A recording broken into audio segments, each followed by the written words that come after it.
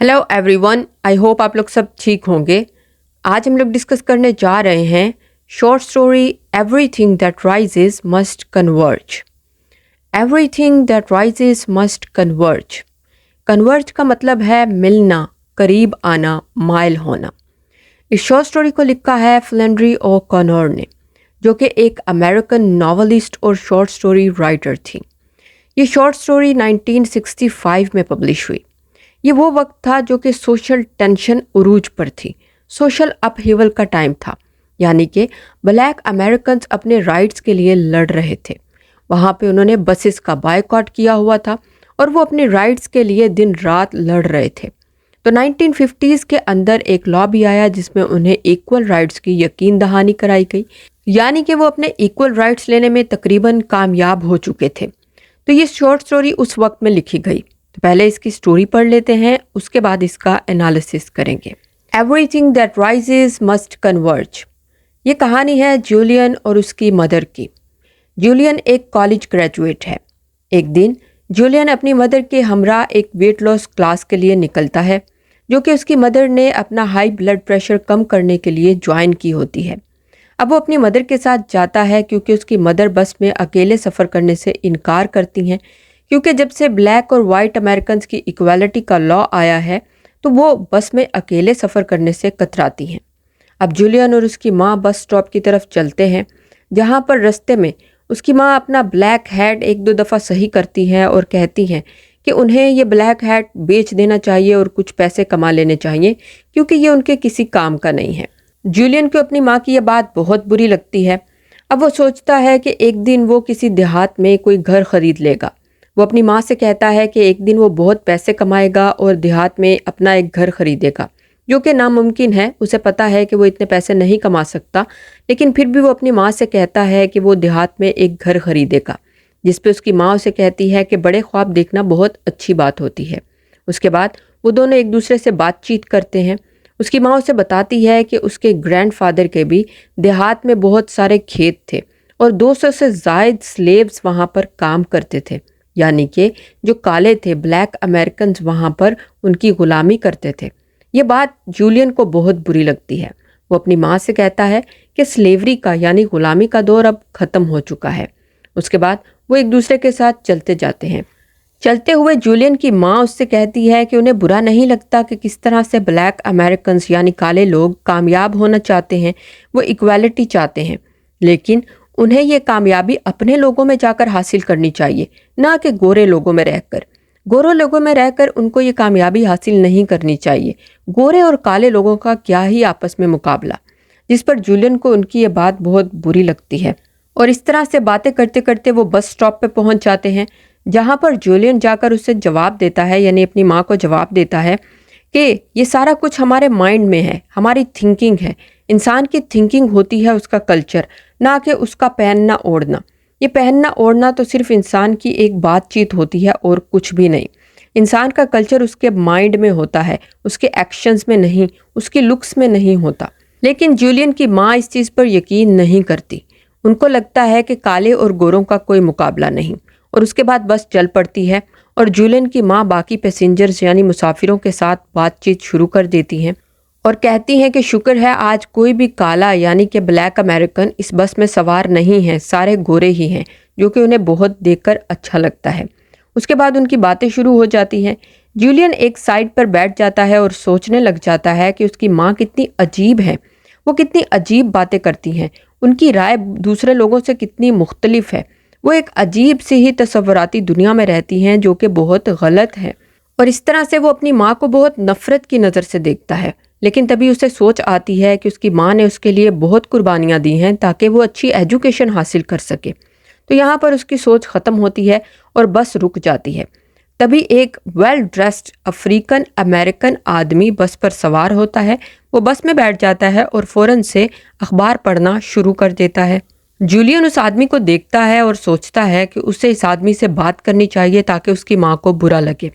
वो बहुत कोशिश करता है उस आदमी के साथ बातचीत शुरू करने के लिए, लेकिन उसकी बात शुरू नहीं हो पाती।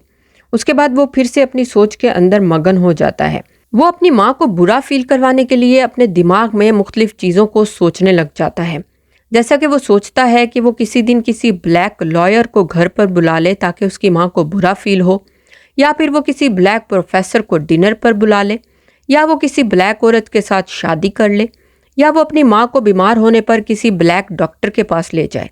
वो ये तमाम चीज़ें अपने दिमाग में सोचता है, लेकिन तभी उसे ख्याल आता है कि जब भी किसी ब्लैक अमेरिकन के साथ उसने बातचीत करने की कोशिश की या कनेक्शन बनाने की कोशिश की तो वो फेल ही हुआ, जिस पर वो अपनी सोच ख़त्म कर देता है। और तभी बस दोबारा रुक जाती है और एक बहुत ज़्यादा संजीदा और गुस्सीली औरत अपने बेटे के साथ बस पर सवार होती है।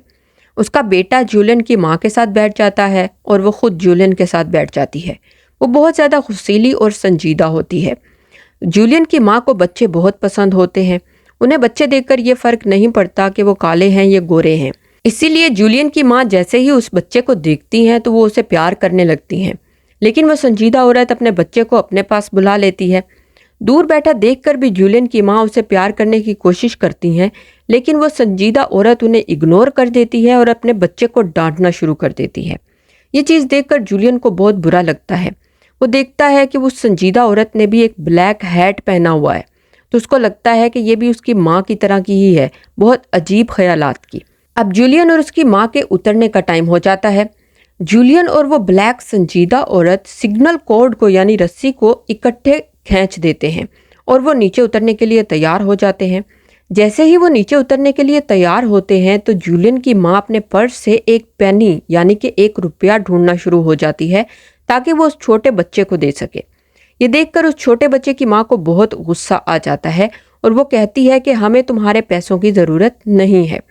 उसके बाद वो आगे चलने लगते हैं, लेकिन जूलियन की माँ फिर भी उस बच्चे को 1 रुपया थमा देती है, जिस पर उस बच्चे की माँ को बहुत गुस्सा आ जाता है और वो अपने पर्स से जूलियन की माँ पर वार कर देती है और उन्हें ज़मीन पर गिरा देती है। जूलियन को यह देखकर बहुत गुस्सा आता है और वो अपनी माँ को उठाने के लिए भागता है, लेकिन तब तक वो संजीदा औरत अपने बच्चे को लेकर जा चुकी होती है। जूलियन अपनी माँ से कहता है कि मैंने कितनी दफ़ा आपसे कहा है कि आप इन चीज़ों से दूर रहा करें। उसके बाद वो अपनी माँ को उठाता है ताकि वो अपनी मंजिल की तरफ चल सकें, लेकिन उसकी माँ बहुत ज़्यादा कमज़ोरी महसूस करती हैं और उससे कहती हैं कि वो अपने ग्रैंडफादर को या उनकी नर्स को कॉल करके बुला लें ताकि वो उनको आकर रेस्क्यू कर सकें। जूलियन ये सुनकर बहुत ज़्यादा घबरा जाता है और वो अपनी माँ को देखता है और उनके पास पहुँच जाता है, लेकिन वो अपनी माँ को देखकर बहुत ज़्यादा हैरान हो जाता है क्योंकि उनके चेहरे पर बहुत अजीब से तासुर होते हैं और उनकी आंखें भी अजीब तरह से हरकत कर रही होती हैं और उसके बाद वो अपनी आंखें बंद कर लेती हैं। जूलियन इधर उधर मदद के लिए भागता है, लेकिन वो वापस अपनी माँ के पास पहुँच जाता है और यहाँ पर ये कहानी ख़त्म हो जाती है। Everything that rises must converge. Story हमने देख ली, अब इसका एनालिसिस कर लेते हैं। स्टोरी के एनालिसिस में सबसे पहले हम डिस्कस करेंगे इसका टाइटल। स्टोरी का टाइटल है everything that rises must converge, कि जो भी चीज़ ऊपर उभरती है वो एक जगह पर आकर मिल जाती है, यानी उसका मिलाप हो जाता है। तो इस स्टोरी का टाइटल एक्चुअल में बता क्या रहा है? इस टाइटल के थ्रू राइटर हमें ये बताना चाह रही है कि इंसान को अपने पास्ट से निकलकर अपने प्रेजेंट के अंदर सोचना चाहिए, क्योंकि पास्ट की थिंकिंग के अंदर रहते हुए इंसान को बहुत सारी प्रॉब्लम्स का सामना करना पड़ सकता है। अब ये स्टोरी उस टाइम में लिखी गई जब ब्लैक अमेरिकन अपने राइट्स के लिए लड़ रहे थे। जब उनको उनके राइट्स मिल गए तो वो सिर्फ अपने राइट्स के बारे में सोचना चाहते थे, ना कि पास्ट के बारे में, जब उन्हें स्लेव्स यानी गुलाम बनाकर रखा जाता था। लेकिन इस स्टोरी में हम देखते हैं कि जूलियन की माँ अपने ग्रैंडफादर के बारे में बात करती हैं और बात करती हैं कि कैसे उन्होंने 200 स्लेव्स रखे हुए थे। उसके बाद वो 1 रुपया देने की कोशिश करती हैं उस ब्लैक अमेरिकन के बेटे को, जो कि ये चीज़ दिखाता है कि वो पास्ट के अंदर रह रही हैं। उनकी थिंकिंग पास्ट वाली है, प्रेजेंट की चीज़ों को वो देखना नहीं चाहती। इसीलिए वो बस में अकेले सफ़र भी नहीं करना चाहती, वो अपने बेटे को साथ लेकर जाती हैं ताकि अगर बस में कोई ब्लैक अमेरिकन सवार हो तो उसे उनका सामना ना करना पड़े। तो ये चीज़ें इस स्टोरी के अंदर दिखाई गई हैं कि हमें अपनी सोच को बड़ा करना चाहिए, क्योंकि सोच के अंदर हम सब इक्वल हैं। हमें एक दूसरे के रंग से, एक दूसरे की लुक से, एक दूसरे की एक्शन से बाहर निकल के एक दूसरे की सोच पर जाना चाहिए, क्योंकि हमारा माइंड है, हमारी इमोशंस हैं, जब वो राइज होंगी, हमारी सोच तक पहुंचेंगी, तभी तो मिलाप होगा सोचों का आपस में।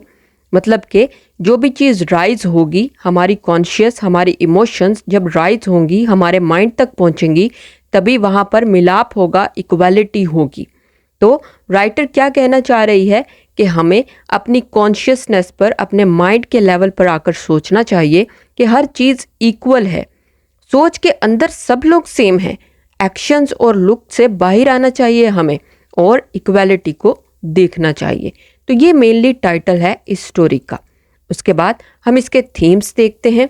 इस स्टोरी का मेन थीम है रेसिज्म, सिमिलैरिटी एंड डिफरेंस। हम इस स्टोरी के अंदर देखते हैं कि ये उस वक्त में लिखी गई जब ब्लैक अमेरिकन्स अपने राइट्स के लिए लड़ रहे थे।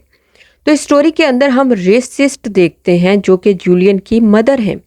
वो रेसिस्ट हैं, इसीलिए वो कहती हैं कि जो ब्लैक अमेरिकन्स हैं उन्हें सक्सेसफुल होना चाहिए, लेकिन वहां पर जहां उनके जैसे लोग हैं, गोरे लोगों यानी वाइट अमेरिकन्स के साथ रहकर उन्हें सक्सेसफुल नहीं होना चाहिए। उन्हें अपनी जगह पर जाना चाहिए जहां पर उनके जैसे लोग हैं। इसीलिए जब बस के अंदर वो ब्लैक अमेरिकन सवार होती है तो उनके बेटे को वो पेनी देती है, 1 रुपया देती है, ताकि वो अपनी सुपीरियरिटी को शो कर सके। इसीलिए हम इस पूरी स्टोरी के अंदर ये सुपीरियरिटी देखते हैं कि किस तरह से वो एक रेसिस्ट हैं और अपनी रेसिज्म को वो शुरू से एंड तक शो करवाती हैं। इवन हम जूलियन के अंदर भी देखते हैं कि वो किस तरह से अपने आप को सुपीरियर समझ रहा होता है। पूरी स्टोरी के अंदर वो भी सोचता है कि उसने जब भी ब्लैक अमेरिकन्स के साथ कनेक्शन बनाने की कोशिश की तो उसे फेलियर का सामना ही करना पड़ा, इसलिए वो भी खुद को सुपीरियर ही समझ रहा होता है। तो हम इस स्टोरी के अंदर देखते हैं कि सिमिलैरिटीज़ को एक साइड पे रख के वो डिफरेंसेस को देख रहे होते हैं कि उनकी लुक्स, उनका कलर, उनके एक्शंस एक दूसरे से डिफरेंट हैं, इसीलिए वो एक दूसरे से मुकम्मल तौर पर डिफरेंट हैं और उनको एक साथ बस में सफ़र भी नहीं करना चाहिए। तो ये चीज़, रेसिज्म हम इस स्टोरी के अंदर देखते हैं। ये मेन और एक्चुअल थीम है इस स्टोरी का। तो यहाँ पर ख़त्म होता है हमारा आज का ये लेक्चर। उम्मीद है आपको समझ आई होगी। आज के लिए इतना ही। मैं मिलूंगी अपनी नेक्स्ट वीडियो में। तब तक के लिए खुदा हाफिज़।